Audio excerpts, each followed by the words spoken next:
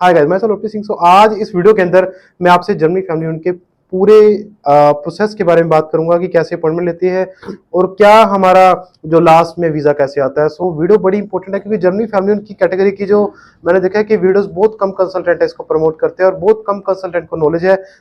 मैं हमेशा Germany family unit की कोई ना कोई अपडेट डालता रहता हूँ, तो वीडियो को सब्सक्राइब चैनल को जरूर कीजिएगा क्योंकि ताकि आपको कोई भी इंपॉर्टेंट इन्फॉर्मेशन है वो अपडेट उसका मिलता रहे।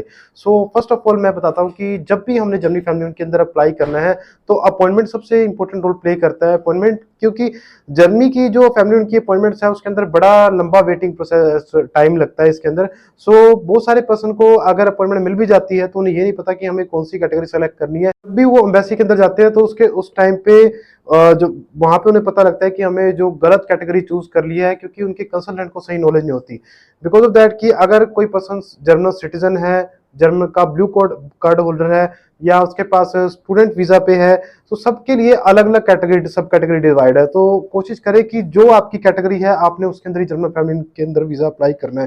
तो काफी सारे पर्सन के साथ ये भी मैंने प्रॉब्लम फेस देखी है कि वो टूरिस्ट वीजा की कैटेगरी सेलेक्ट कर लेते हैं जिसके कारण उनको जर्मनी एम्बेसी से वापस आना पड़ता है। बिकॉज ऑफ दैट उनकी फाइल सबमिशन नहीं होती, उनकी अपॉइंटमेंट गलत होती है। आफ्टर अपॉइंटमेंट जब हम अपनी फाइल सबमिशन करने जाते हैं तो कौन से हमें डॉक्यूमेंटेशन कैरी करने चाहिए। फर्स्ट ऑफ ऑल आपका एप्लीकेशन फॉर्म, आपका पासपोर्ट, आपने जो मोल्डम शेंगन आपसे लेटर मंगवाया है वो आपका जरूर होना चाहिए। आपके बिजनेस, आपका जो हस्बैंड है या वो किस तरह का बिजनेस कर रहे हैं, जॉब कर रहे हैं, उसके बारे में आपको पता होना चाहिए। और आपका अगर आप बेबी के साथ में कैरी कर रहे हैं तो उसका कंसेंट आपके पास होना चाहिए। At the time of appointment आपको डॉक्यूमेंटेशन कैरी करने हैं। डॉक्यूमेंटेशन के लिए मैं अलग से वीडियो बना दूंगा, बस इसके अंदर मैं आपको कॉम्प्रिहेंसिव एक ब्रीफ देना चाहता हूँ कि हमें करना कैसे है प्रोसेस। हमारे पास हमारे एप्लीकेशन फॉर्म, हमारे पासपोर्ट, हमारा अगर अगर बेबी साथ में कैरी कर रहा है तो उसके लीगल हमारे पास एविडेंस होना चाहिए, बेबी का कंसेंट हमारे पास जरूर होना चाहिए। और बेबी का, बच्चे का जो आपका कंसेंट है वो हस्बैंड की तरफ से भी और आपके वाइफ की तरफ से भी दोनों का होना चाहिए। आप जब जर्मनी एम्बेसी अंदर जाते हैं तो आपको काफी सारे क्वेश्चन पुट किए जाते हैं, तो उन क्वेश्चंस के बारे में पता होना चाहिए। वो क्वेश्चन किस तरह के होंगे, आपको अपने हस्बैंड के बारे में आपका लीगल प्रूफ है आपको पता होना चाहिए। आप जो भी डॉक्यूमेंटेशन जर्मनी एम्बेसी के अंदर कैरी करते हैं तो आपके उन 3 सेट आपके पास जरूर होने चाहिए जो कि उनकी ऑफिशियल चेकलिस्ट पे भी लिखा है। अगर आपके पास 3 सेट नहीं होंगे तो उससे क्या होगा कि आपकी फाइल सबमिशन नहीं होगी, दोबारा आपको अपॉइंटमेंट लेके दोबारा जाना पड़ेगा क्योंकि उनके पास भी इतना टाइम नहीं होता कि वो आपको साथ के साथ वहीं पे टाइम दे दे। ये बड़ा क्रूशियल टाइम है, होता है कि जब आपकी अपॉइंटमेंट हो उस टाइम पे कोई पेपर इशू आ जाए तो कोशिश की उस टाइम पे राइट कंसल्टेंट चूज कीजिए ताकि जिसको जर्मनी फैमिली यूनिट की इंफॉर्मेशन हो। जैसे आप अपनी फाइल सबमिशन कर देते हैं, सबमिशन करने के बाद आपकी वेरिफिकेशन प्रोसेस होता है। वेरिफिकेशन आप अगर इंडिया से अप्लाई कर रहे हैं तो आपकी होम कंट्री के अंदर भी वेरिफिकेशन आती है, और अगर आपके जो हस्बैंड या वाइफ है वो स्पाउस है जर्मनी में रहते हैं वहां भी वेरिफिकेशन आती है। ये आपकी जैसे ही आपकी फाइल सबमिशन होगी उसके 15 डेज या 1 मंथ के अंदर आपकी दोनों तरफ है जो वेरिफिकेशन स्टार्ट हो जाती है।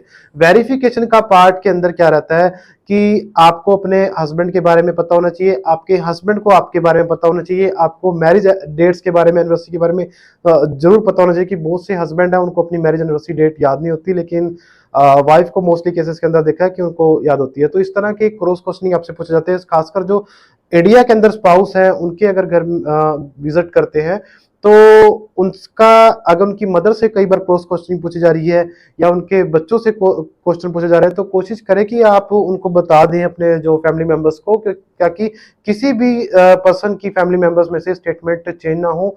ये वेरिफिकेशन प्रोसेस इसलिए किया जाता है क्योंकि जर्मन एम्बेसी कॉन्ट्रैक्ट मैरिज को लेके काफी स्ट्रिक्ट है और वो यही देखना चाहती है कि आप की जो मैरिज है वो रियल है, कोई फेक मैरिज तो नहीं है। ये वेरिफिकेशन का इसलिए प्रोसेस होता है। अगर आपके पास सारे डॉक्यूमेंट जेन्युइन है तो किसी भी तरह की वरी वाली कोई बात नहीं है, आपकी वेरिफिकेशन प्रोसेस बड़ी इजीली कंप्लीट हो जाता है। और जैसे ही हमारा 1.5 मंथ के अंदर आपका जो वेरिफिकेशन कंप्लीट होता है तो उसके सेकेंड मंथ के अंदर हमारी जो है पासपोर्ट रिक्वेस्ट आ जाती है, हमें मेल आ जाती है कि आपको अपना, आपका जो डिसीजन है वो फाइनलाइज हो चुका है और आप अपना पासपोर्ट है वीजा प्रिंटिंग के लिए सबमिशन करवा दीजिए। और जैसे ही हम अपना पासपोर्ट सबमिशन करवाते हैं तो उसके बाद हमारा जो पासपोर्ट पे स्टिकर लग के आ जाता है।